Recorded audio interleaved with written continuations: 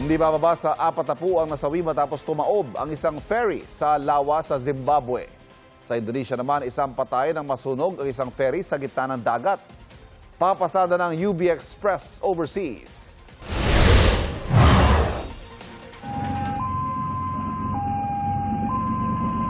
Makapal na usok ang tanaw sa gitna ng dagat sa Lombok Strait sa Indonesia. Ang nasusunog, ferry na may nakarehistrong 131 pasahero.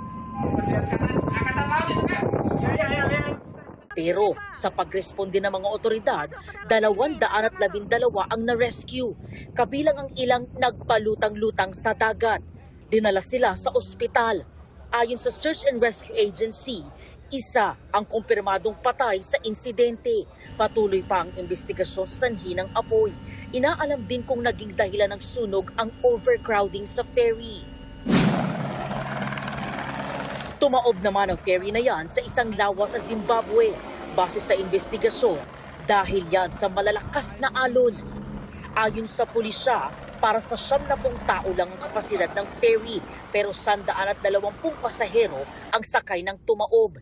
Hindi bababa sa 44 ang nasawi sa insidente. 67 ang nasagip at nabigyan ng paunang lunas. Patuloy pa ang search and rescue operations. Ito ang unang balita.